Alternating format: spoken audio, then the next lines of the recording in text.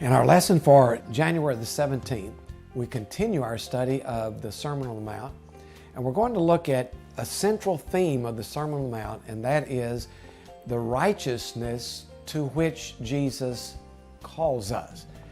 Basic theme in the book, in the Sermon on the Mount, is that Jesus is calling us to a new kind of righteousness that distinguishes us, or his disciples, from the religious leaders of that day.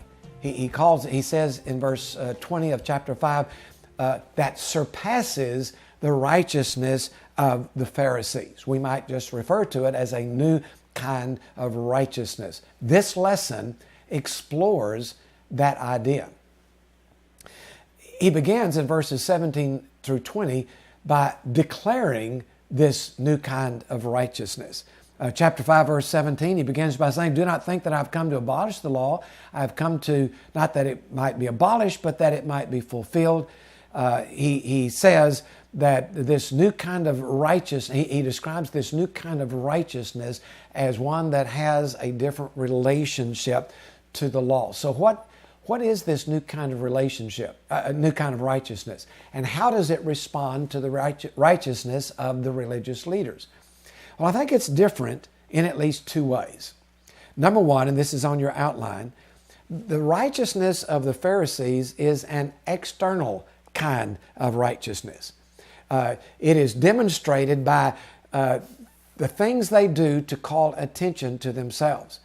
Jesus says that the kind of righteousness he's calling for is not one that focuses on appearance, but one that focuses on an inner attitude. So it's an inner righteousness instead of an outer righteousness.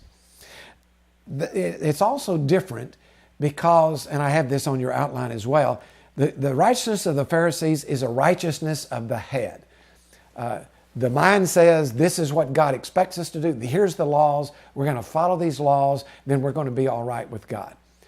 Jesus' righteousness is a righteousness of the heart.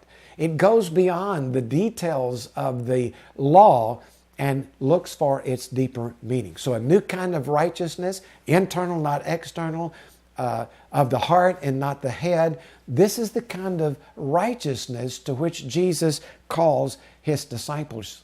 Now, it doesn't mean that they should no longer be concerned about the law. That's why he says here in that opening verse, verse 17, why he says, "Do not think that I've come to abolish the law of the prophets. I've come to fulfill them." In other words, this new kind of righteousness doesn't abolish the law, but when we have this inner righteousness of the heart, we're actually fulfilling what the law expects us to do.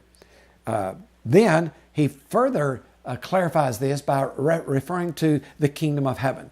He says, anyone who breaks one of the least of these commandments and teaches others to do that will be least in the kingdom of heaven, and those who practice and teach these commandments will be great. For I tell you, unless the righteousness surpasses that of the Pharisees, you will certainly not enter into the kingdom of heaven. So Jesus says, I'm calling you to a new kind of righteousness. Not like the Pharisees, not like the scribes and the Pharisees, but a new kind of righteousness that grows out of the heart.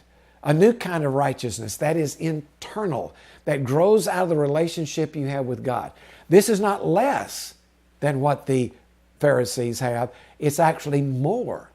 It doesn't reject the law of God. It actually fulfills the law of God. All of that now is the background to what we'll be looking at in this week's lesson. So after calling his disciples to a new kind of righteousness, declaring what this new kind of righteousness is, Jesus now begins to demonstrate this kind of righteousness.